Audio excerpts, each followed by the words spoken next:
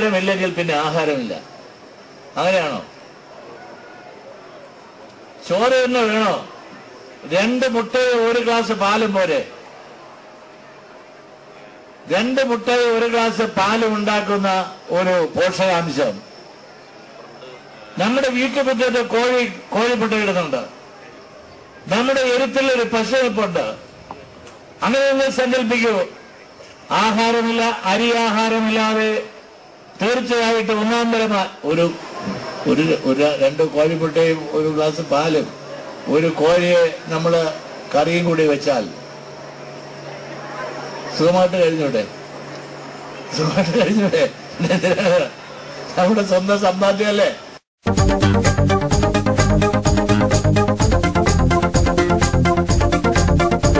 ഭീകരമായ മരണത്തിന്റെ കേന്ദ്രമെന്ന് ജനങ്ങൾക്കാകെ ഉത്കണ്ഠ ജനിക്കത്തക്ക വിധത്തിലുള്ള വാർത്തകൾ വന്നിട്ടും അയ്യോ അവിടേക്ക് പോകല്ലേ എന്ന അഭിപ്രായമുള്ളപ്പോൾ പോലും ഇങ്ങോട്ട് ഗർഭിണികളായ അമ്മമാരും സഹോദരിമാരും വന്നുകൊണ്ടിരിക്കുകയാണ്. അത് കാണിക്കുന്നത് ഈ പ്രചരണത്തിൽ എന്തോ പന്തികേടോ എന്തോ ശരിയല്ലാത്തതോ ഉണ്ട് എന്നുകൂടി അതിൽ നിന്നെല്ലാം മനസ്സിലാക്കാം.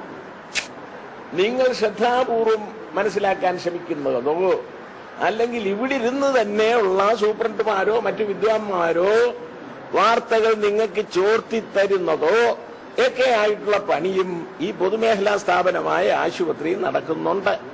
അതേസമയം തന്നെ സ്വകാര്യ ആശുപത്രിയിൽ 5 പേര് മരിച്ചാലും മിണ്ടല്ലേ എന്ന് പറഞ്ഞിട്ടുള്ള ഒതുക്കങ്ങളാണ് അവിടെ നടക്കുന്നത്. നിങ്ങളിൽ ചിലരെങ്കിലും അതിൽ പെട്ടുപോകുന്നുണ്ടോ?